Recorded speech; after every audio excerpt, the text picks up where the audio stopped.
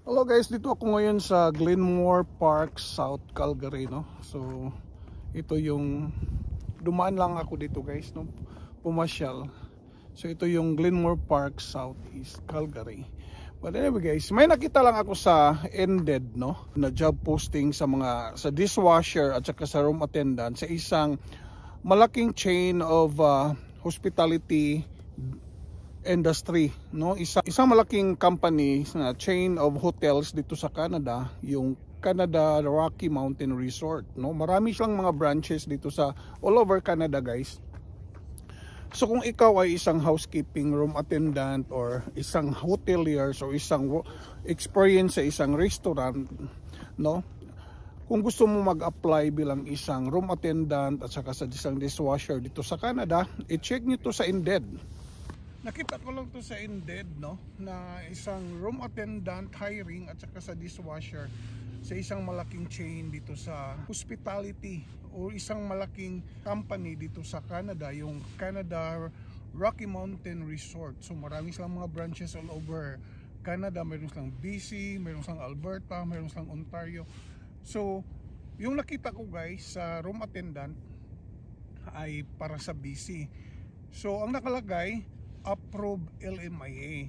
Mayroon na silang labor market impact assessment ready na, no? So siguro ina-apply to before September 30, kaya na-approve sila sa kanilang labor market impact assessment. Pati yung dishwasher mayroon ding LMIA. Ang maganda dito guys, tiningnan ko sa kanilang mismong website sa company, ay talagang nakapost siya mismo sa kanilang website na itong mga housekeeping room attendant at saka yung dishwasher ay ongoing hiring sila ngayon with approved LMIA sa kanilang official website sa company.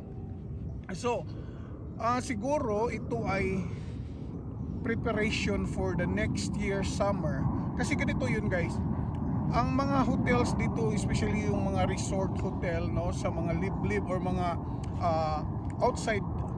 outside the city, yung mga countryside hotels like Fairmont, yung mga lodge, mountain, slow season kasi yan pag during winter time. So mahina, halos lahat ng hotel naman dito sa Canada ay pagpasok ng winter time ay medyo slow season sila, no.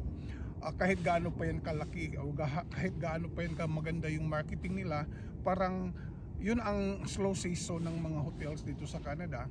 So itong hiring nila siguro preparation to for next year summer, kaya nagha-hire sila ngayon para for next year preparation. In 6 months kailangan makarating dito yung mga hina-hired applicants nila.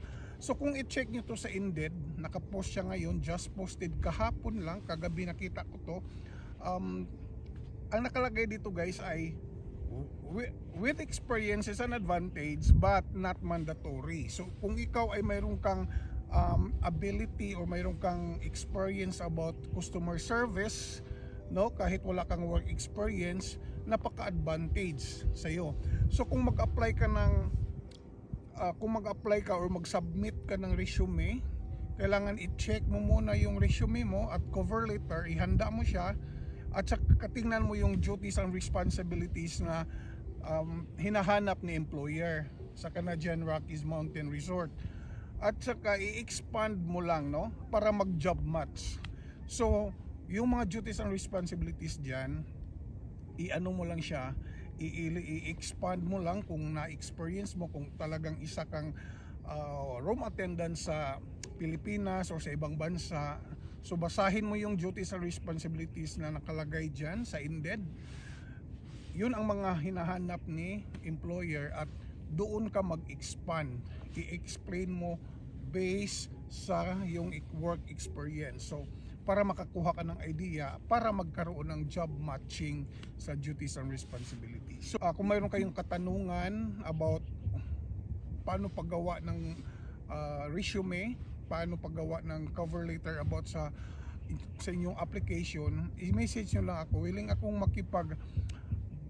akong tulungan ko kayo kung gusto nyo, kung may tiwala kayo sa akin. Willing kong i-review, i-check yung mga resume nyo at cover letter bago nyo i-submit.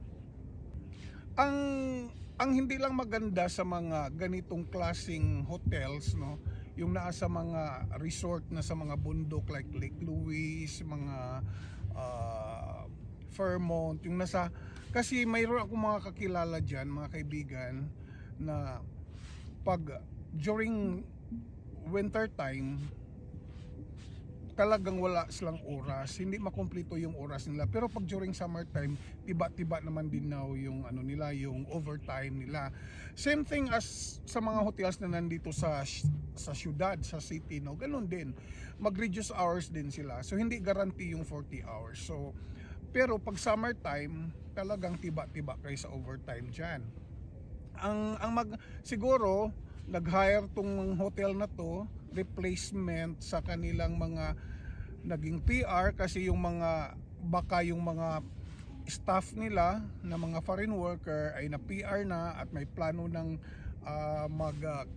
mag-resign sa kanilang trabaho kasi lilipat ng malaking syudad, kasi dumating na yung mga pamilya. Ganito kasi yon, pag dumating yung mga hotel na kasi, yung mga hotel kasing katulad yan ng mga resort, mountain resort, ay mayroong sariling barracks. So hindi pwede ang family magstay doon. So siguro mayroon nang nag-resign, marami ng mga nag-resign na foreign workers dahil naging PR na dumating na yung mga family, kaya nag-hire sila ulit ng another batch preparation for next year. Okay guys, salamat. Sana good luck sa mga mag-apply dyan sa, good luck sa lahat ng mag-apply dyan sa Canada Rocky Mountain Resort, no, bilang isang room attendant at dishwasher. I-grab nyo yung opportunity, ihanda nyo agad yung resume at cover letter, pagandahin nyo yung job, pagandahin nyo yung duties and responsibilities, kasi selection siya guys. So ang tatawagan lang nila ay yung mga selected applicants. Okay, good luck sa lahat. Salamat. Follow for more videos, Kuya Wilson.